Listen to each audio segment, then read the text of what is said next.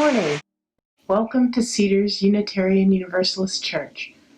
My name is Jenny Weaver, and I am the worship associate for our virtual service today, along with Carrie Schmidt and Mike Cox and music director Chris Mello. Our minister, Reverend Zachary Vinson, is with us in spirit today. Let's pause to acknowledge that members of our congregation occupy the ancestral, traditional, and contemporary lands of the Coast Salish tribes.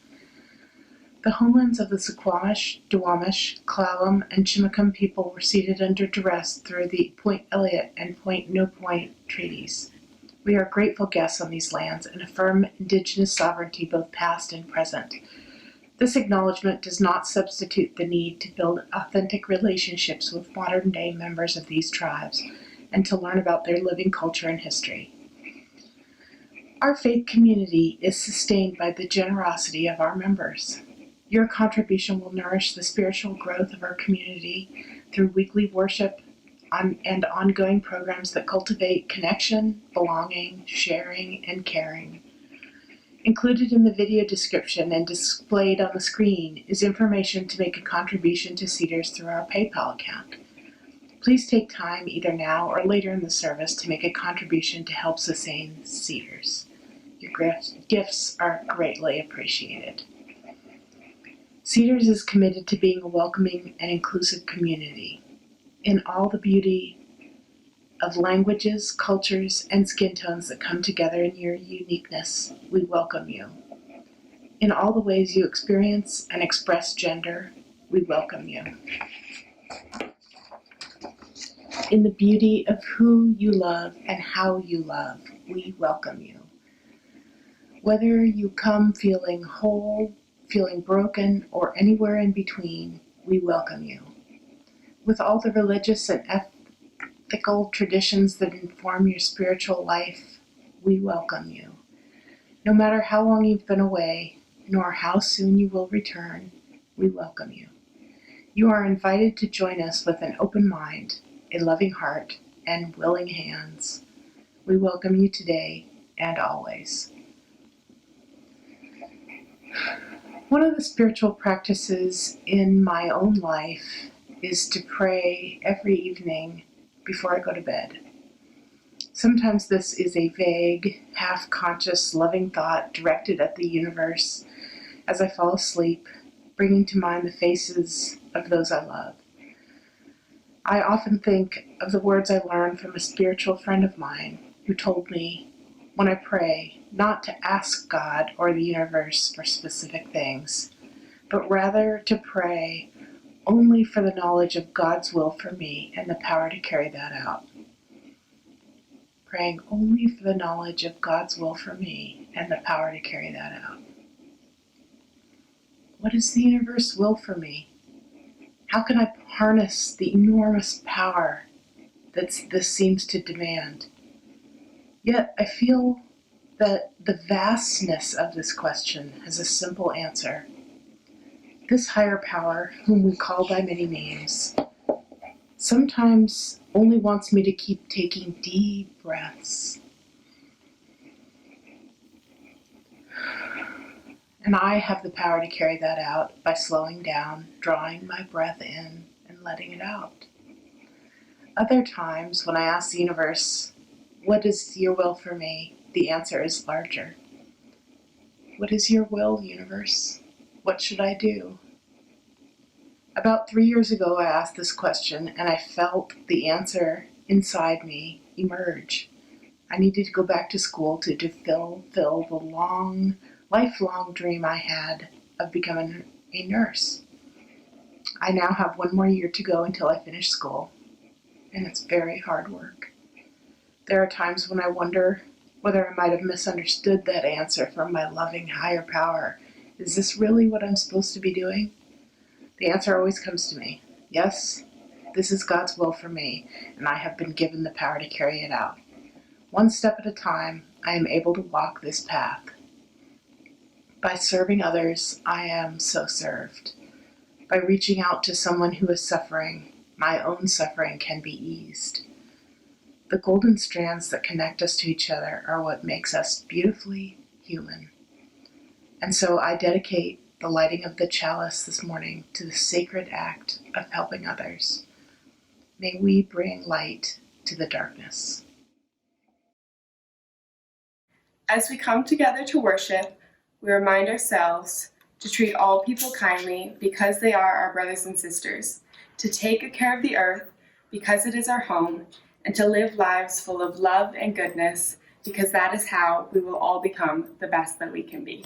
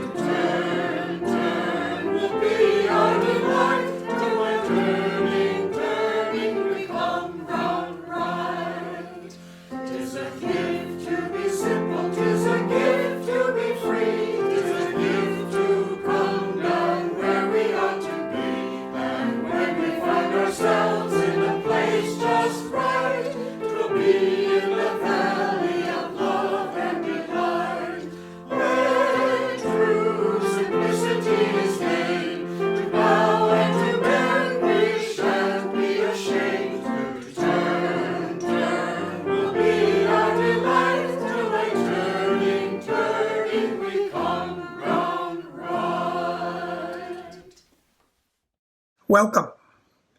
Today, we want to reflect on the importance of giving service. I wanted to share two quotes that I found meaningful when thinking of giving service. The first quote is from Gandhi, and he says, "The best way to find yourself is to lose yourself in the service of others." The second quote is from Maya Angelou, and she says, "I have found that among its other benefits, giving liberates the soul of the giver." Liberates the soul of the giver. I like that. The importance of giving service now is more critical than ever, given the confluence of events we have seen over the past 7 months. The pandemic, historic wildfires, the fight for racial and social justice, the economic hardships many people are feeling, and of course, the climate crisis. So come, let us gather today to worship with one another and share stories of giving service and reflecting together on how we as individuals, as a congregation, and as a broader community can all do more to lose ourselves in the service of others.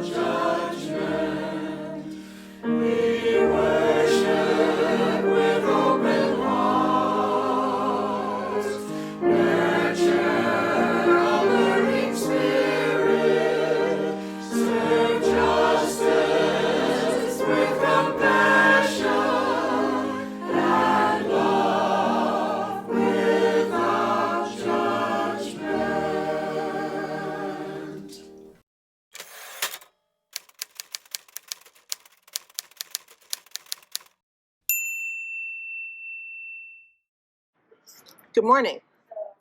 Today is the last day of Rosh Hashanah, which is the Jewish New Year, and a really important day in the Jewish calendar.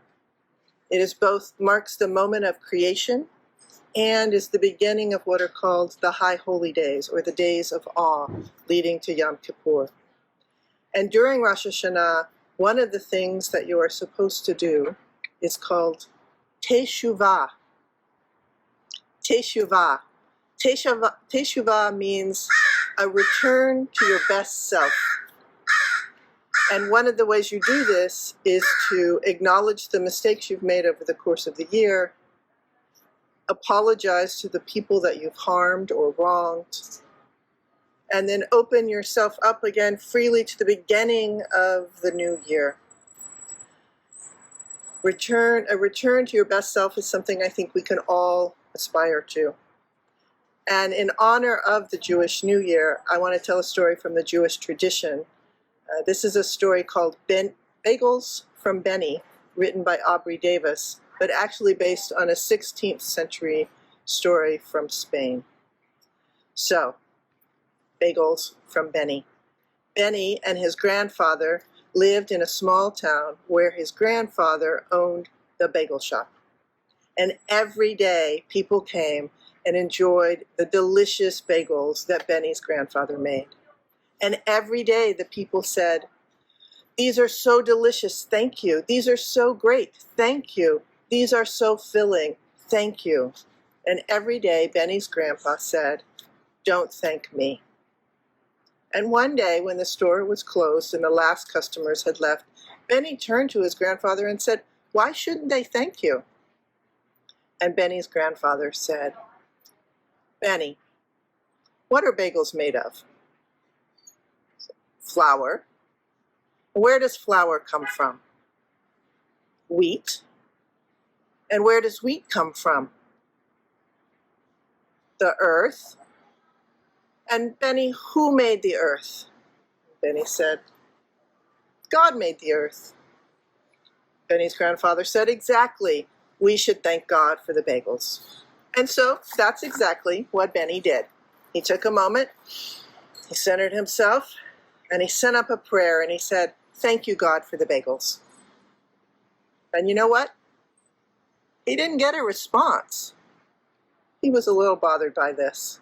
So he went to bed, he got up the next day in school, and he didn't really pay attention. He thought and he thought and he thought, why didn't God say anything? And then he went to bed, and he woke up the next morning, and he had an answer. And he went in, and he said to his grandpa, "Grandpa, will you pay me?" And his grandfather looked at him. "Pay you?" He said, "Well, maybe you could just pay me with a bag of bagels." And his grandfather says, "Bagels I have." And he gave him a huge bag of bagels. And so Benny left work, and before school, he decided to take those bagels to the synagogue and give them to God. So he went to the synagogue doors, and he realized he was really nervous because he'd never been to the synagogue by himself before. But he steeled his nerves, and he went in, and he walked right up to the cabinet where they kept the holy book. This cabinet was called the Ark, and the book was called the Torah. And again, he was very nervous, but he thought, I need to thank God for the bagels. And so he opened up the Ark, and he put the bag of bagels inside with the Torah. And then he went to school. And that night, when his whole family went to synagogue, he sat and he was very excited. What is going to happen when they opened the Ark? And they opened the Ark to take out the Torah. The bagels were gone. Benny was so excited. God liked the bagels. And he resolved to bring a bag of bagels every week and give them to God as thank you. And that's exactly what he did. Week after week, he went to the synagogue and put in a bag of bagels. His grandfather was a little curious about what was going on, and so finally one day, he followed Benny to the synagogue. And just as Benny was going in the synagogue and opening up the Ark, his grandfather said, "Benny, what are you doing?" Benny looked around. He was a little nervous now, and he said, "Well, I'm saying thank you to God by giving him bagels every week. You know what? He loves them." Benny's grandfather said, "Benny, God doesn't eat bagels." He said, "He does. They're gone every week." And just then, they heard a sound, and they stepped back into the shadows. And an old man in a very ragged coat walked into the synagogue. And he walked up to the Ark, and he said, "Thank you, God. Every week I have been hungry, and every week you give me a delicious bag of hot bagels. thank you so much. He said, I wanted to say, I have gotten a job and I will not need the bagels anymore. But God, I want you to know that because you fed me, I will help others anytime they need help. And he took the last bag of bagels and he left the synagogue. Benny burst into tears. God didn't eat my bagels. That poor man ate my bagels. Benny's grandfather put his arm around Benny and he said, Benny, did you help a hungry man? Yes. Did that man promise to help others because someone had fed him? Benny said, yes. Benny's grandfather said, because you did that, you have made the world a better place. And that is the greatest thank you anyone can offer to God. And that is my story for today. Concerto in A minor, Opus 3, first movement by Ava Volk.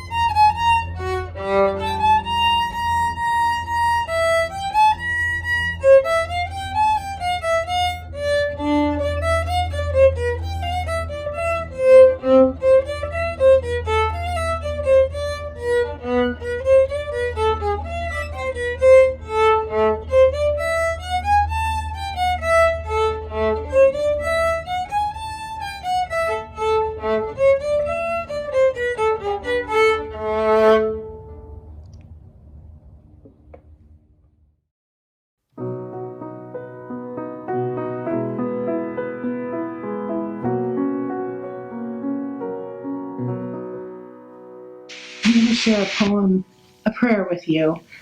It's called the Prayer of St. Francis. It is probably not written by St. Francis, but it is called the St. Francis Prayer. This version was written in 1911. Lord, make me an instrument of your peace. Where there is hatred, let me bring love. Where there is offense, let me bring pardon. Where there is discord, let me bring union. Where there is error, let me bring truth. Where there is doubt, let me bring faith. Where there is despair, let me bring hope. Where there is darkness, let me bring your light. Where there is sadness, let me bring joy. Let me not seek as much to be consoled as to console, to be understood as to understand, to be loved as to love. For it is in giving that one receives. It is in self-forgetting that one finds. It is in pardoning that one is pardoned. It is in dying that one is raised to eternal life.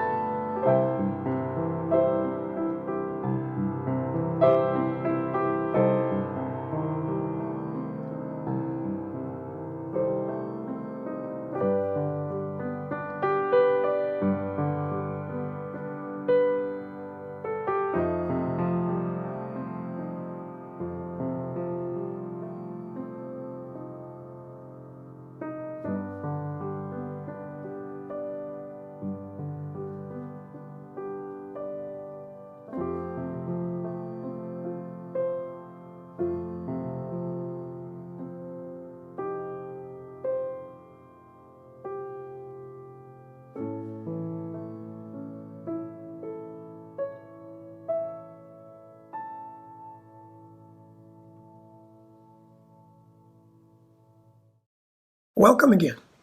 Thanks, Jenny and Catherine, for sharing your stories of giving. As you may recall, during the call to worship, I quoted Gandhi and Maya Angelou. I'll remind you of those quotes now. Gandhi said, "The best way to find yourself is to lose yourself in the service of others." Maya Angelou said, "I have found that among its other benefits, giving liberates the soul of the giver." We wanted to reflect on these words today with you in more depth and explore what giving service has meant in our lives. For me, the past 7 months has made me more aware of those hidden people that have kept us all going during these challenging times. Of course, we all know about the doctors, nurses, first responders, and teachers that are on the front lines. But I have a renewed appreciation for the hospital cleaning staff, the farm workers, the checkout people at TNC, the truck drivers, and the many others who we have learned are truly essential.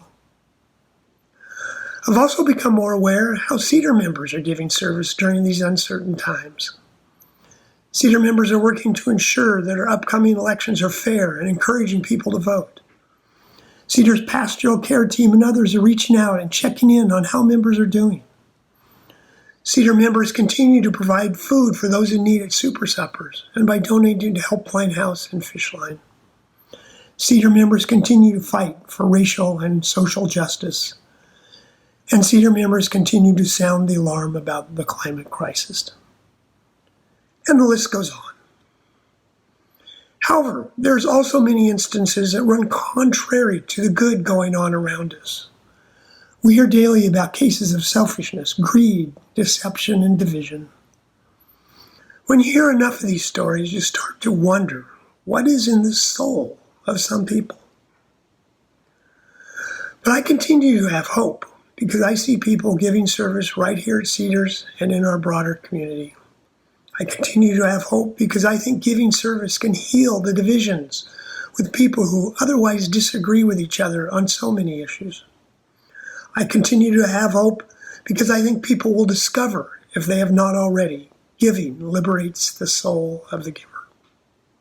It's not easy work all the time, but if we, members of Cedars, do not take up the challenge of giving service, then who will? We all have our own reasons for giving service, and today we wanted to share our stories and why we chose careers in giving service.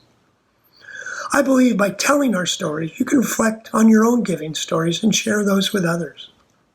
I believe these stories can serve as an inspiration to all of us to look beyond ourselves and realize how important it is to give service and to set an example that others can emulate.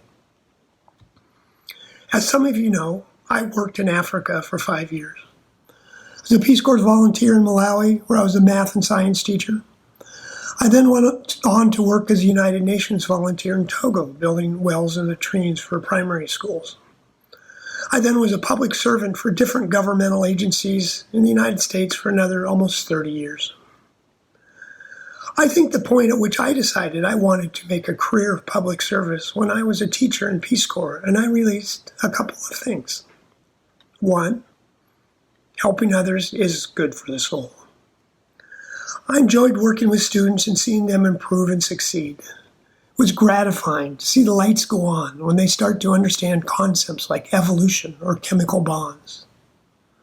Two, governments can do good. I started to realize that governments could make a positive difference in people's lives if pointed in the right direction. I saw the programs that really help people obtain their basic needs. But I also saw what a corrupt government could do to demoralize and make people's lives very difficult. The two countries I served in were both ruled by what some said were benevolent dictators, but I called simply dictators. And the third, the need to give back. I realized how lucky I was to have been born who I was and where I was. The privilege bestowed on me made me realize that I had an obligation to give back when I decided to grow up and get a real job. Upon my return to the U.S., I started to think about how I could make the biggest difference. After debating about going to medical school, or becoming an engineer, or continue to work overseas, I landed on working for the federal government. I remember telling people that was my aspiration, and many looked puzzled. Is that it? Your dream job is to work for the government? Why would you want to be a faceless, nameless bureaucrat? All good questions, but I was undaunted, and after graduate school, I found a job with the Environmental Protection Agency in Washington, D.C., working on reducing lead in drinking water supplies, which unfortunately is still a problem. While it sounds trite, I always remember during my time with EPA reminding myself who paid my salary. It was you. I was a public servant and was proud to be one. I attended many public meetings over my career and remember being yelled at. I was called a communist, stupid, in other words that I cannot repeat here. Moreover, I also remember many people coming up after the meetings and saying, thank you for trying to do what is right. That kept me going. So what did I learn from my career in public service? One, I learned how to bend but not break. Many of the programs I worked on had real-life impacts on people.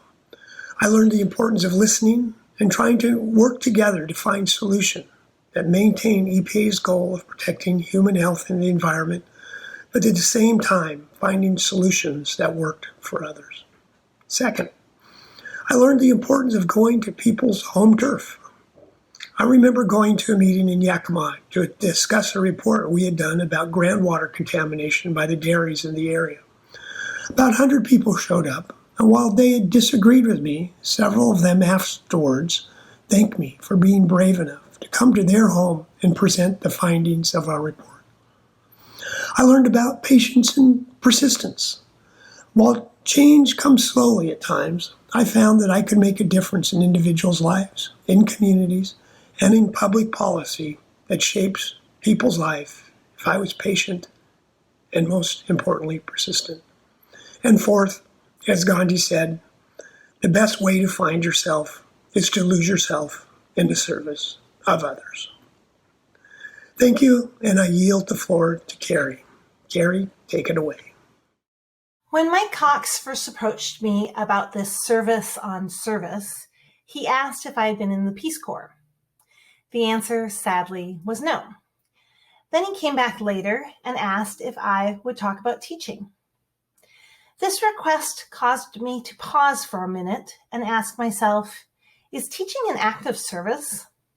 It is my job, after all. I do get paid. But I also work far more hours than I actually get paid for. When someone asks me about my volunteerism, I have been known to say I volunteer many hours for public schools. So yes, the work that I do, along with 3 million others, as public school teachers can certainly be viewed as acts of service.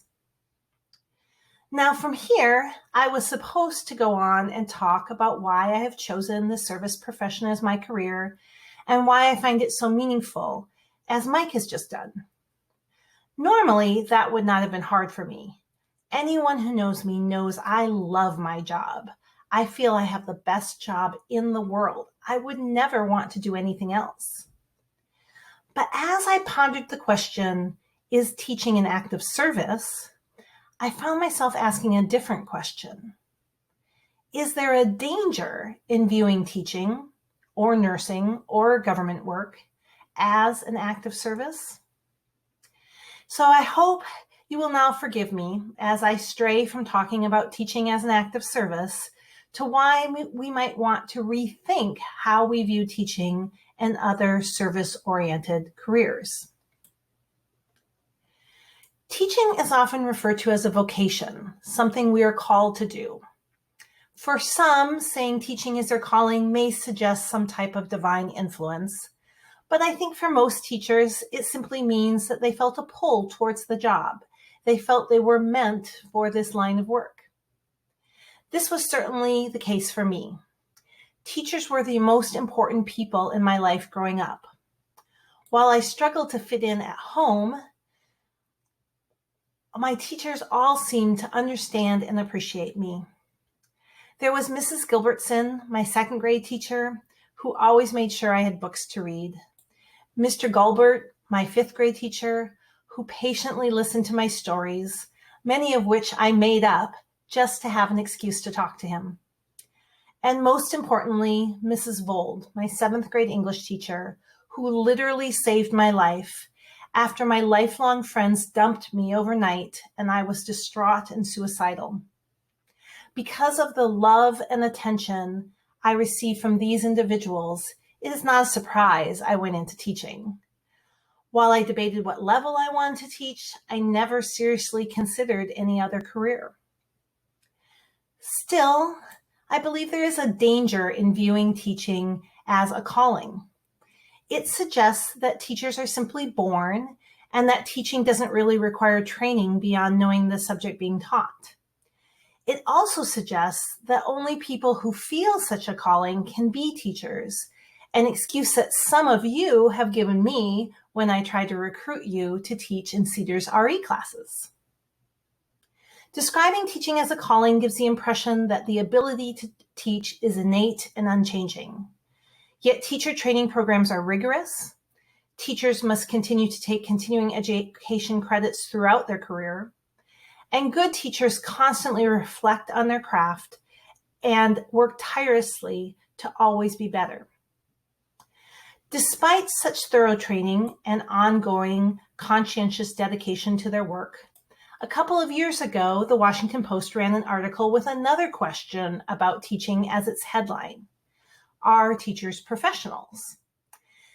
Well, hopefully this question has an obvious answer, just like the question, is teaching an act of service? However, while teachers are professionals, they are not always treated that way, particularly by politicians and policymakers who question our judgments about how to best educate children, and who seek to evaluate our effectiveness based solely on standardized test scores.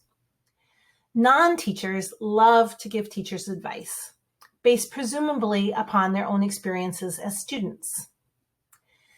But just as having flown in a plane does not make one a pilot, nor does having been a student in a classroom make one a teacher. Then this summer, as the pandemic continued and questions were raised about returning to school buildings this fall, a new question arose. Are teachers essential workers?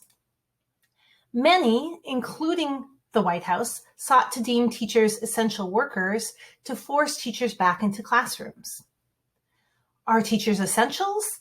Certainly. We are the backbone of our society's education system and the primary determiner of its ultimate success. But despite this important fact, many teachers in this country don't get paid a living wage, and public schools are continually underfunded. As some teachers refused to return to school this fall, their commitment to students was questioned in the media and even by the president. If teaching is viewed as an act of service, then it might seem reasonable to expect teachers to potentially sacrifice their own health for the mental and physical benefits returning to school would provide their students, just as military service members lay down their lives in the service of our country. Now, let's be clear. No one wants to return back to school as much as teachers. Our lives and our livelihoods are committed to helping students learn and succeed.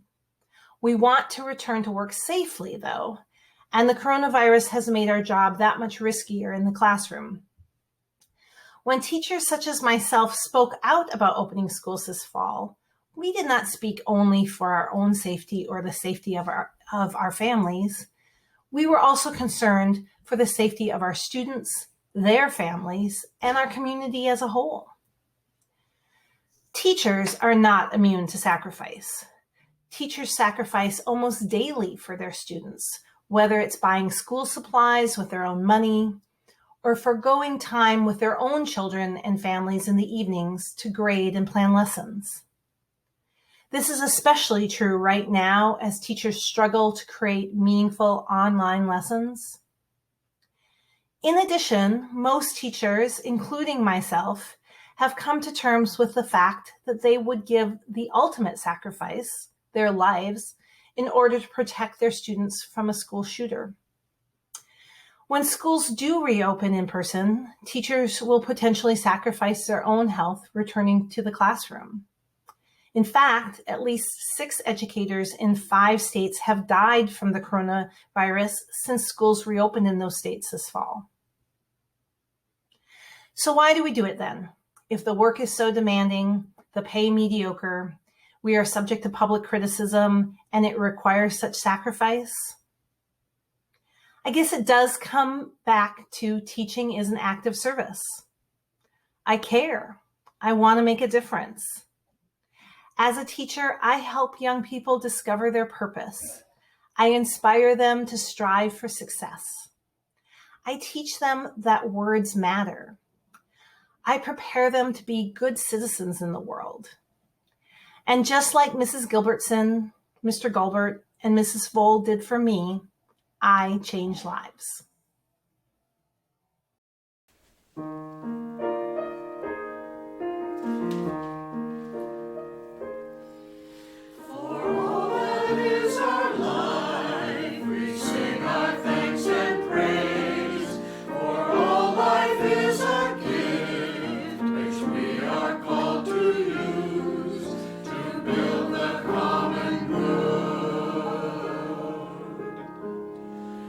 Make